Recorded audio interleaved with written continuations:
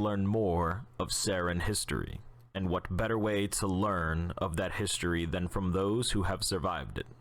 From Damon Baird, survivor of the Kilo Squad. Welcome back to the newest episode of Kilo Squad Survival Journal, the field notes of Damon Baird.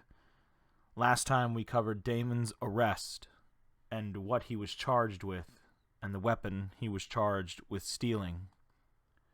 He swore he would use it to kill and defeat a monster from the Locust, a monster known as Karn. In this episode, we will take a deeper dive, a greater look at Karn and what he set out to accomplish. Hi, Mom and Dad. I guess I understand why information's been a little hard to come by. Word around our encampment is that the Locust came back with a second strike and hit Halvo hard. It's hard to understand the motives of the grubs, but it sure feels like revenge. There's two ways of looking at this. First, we should be glad we hit the Locust hard enough that they felt like they need to reach into their bench to hit us back. The second is that we're fighting a bunch of lumbering monsters who have spent the entirety of their developmental history in hives underground. The fact that they're even aware of the concept of revenge, or that they have strategies that acknowledge its existence, make you wonder who's teaching military strategy a half-mile into the dirt. Anyway, Halvo's under siege, and it's not going to be one of those pleasant and song-filled sieges you read about in books. And, of course, there's the thought that if my pals and I hadn't tickled the tail of the worm, it might not have swung back around to bite off our heads. Well, not our heads, the heads of the forces left behind. I can feel that thought bubbling around in the brains of every soldier in my unit. We're not the most popular squad. The thing is that I'd go back.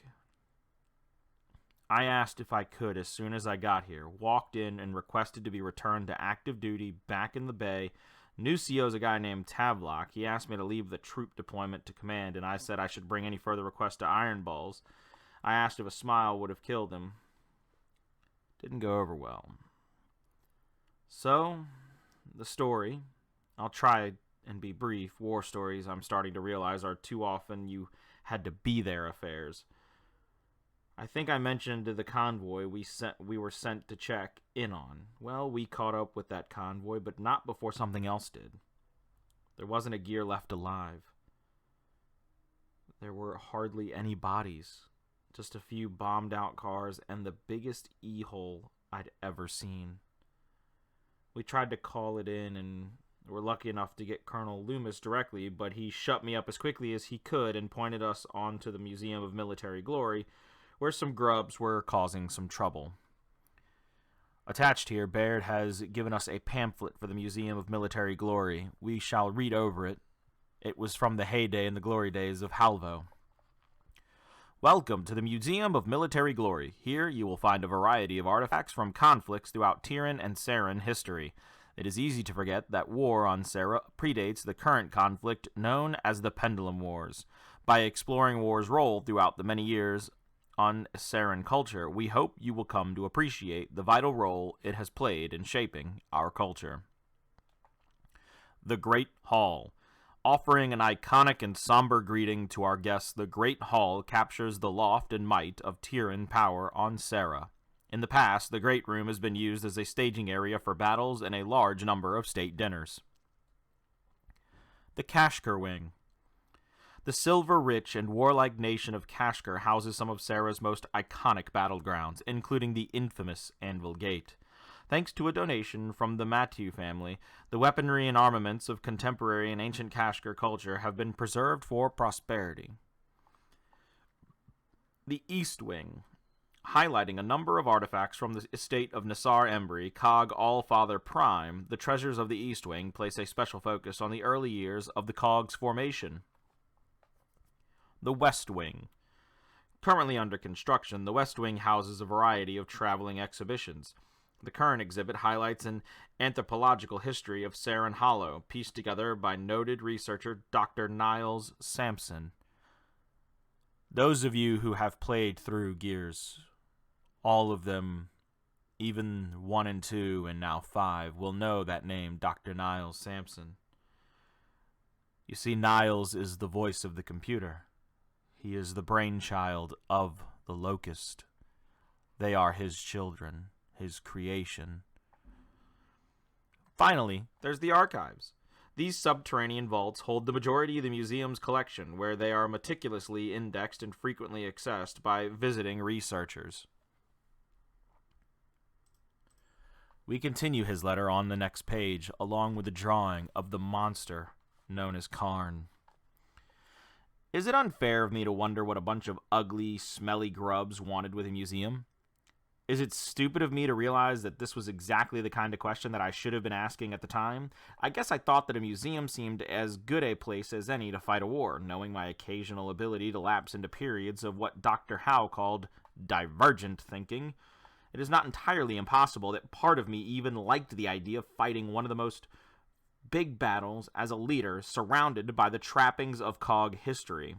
Hell, that's who I am. I gotta be honest. Anyway, off to the museum we went. By the time we got there, it had been full-on grub ways. We spent the beginning of the fight mopping up for the Onyx Guard, who seemed to be getting pulled in a couple of different directions at once, but it wasn't too long before we found ourselves within shrieking distance of General Karn and his steed. I'm trying to decide how I can best describe this guy. The good thing about you two being dead is that if there's an afterlife, you've seen Karn already. If there isn't, you're not reading this anyway. But I'll do my best. Imagine a man turned inside out and then snapped into pieces, then stitched that guy back together with alternating strands of barbed wire and dental floss. Top things off with a head of a beady-eyed, fang-bearing sea serpent, and if you really want to get it right, imagine that little amalgamation sorting a piece of headgear that's half showgirl, half bombardier. I'm not sure who's dressing the Locust, but they're not without their pizzazz. Anyway, if you've got that image in your head now, make it twice as ugly, 4 times as vicious. That is Karn. I helped kill him. It was one of the better moments I've had in the last few years. It just didn't last very long. It was around this time, right after we finally came face to face with old Big Bad himself, that I think Paduk might have let slip that he knew more than the rest of us about what was going on. Paduk hasn't been in the greatest of moods lately, but we talked for a minute a day or two ago, and he told me straight. The minute he saw that grub hole, he knew Karn made it. He was probably asking for whatever functions as luck in Gorazny philosophy to push things toward a different outcome. But he knew, and he didn't run. He didn't scream. He didn't even mention it. Talk about a soldier. A week after, the guy ran out from under Shibbletooth's. That was Karn's steed's name. Give me a sec on that part of the story. Claw, here comes the same jerk, and Paduk hardly says a thing. So yeah, we made our way through the museum. Karn had decided to use the place as an operating base. Made sense. It was on a hill and constructed decently. He was using cedars to block out our comms. I'd heard the Locust had figured out this little trick, but communication is one of those things you don't miss until it's gone. Especially communication with men like Loomis. And that's when it all happened. Our comms were down. We bumped into Karn, tearing around one of the Cog's most important collections of knickknacks like he was looking to make an offer on the place. Paduk had just finished telling me that he recognized Karn as the grub who had single-handedly all but obliterated humanity from his homeland. I was in a tough spot, and the opportunity presented itself to go and do something about it, as opposed to the nothing that everyone else seemed to be doing. It occurs to me now that as I sit here doing nothing but writing letters to the dead, that Loomis is still out in Halvo. Guy's probably knocking back Grubb's eyebrows with his Boltok and looking for another promising young officer who has decided to massively overstep his authority. I hope so.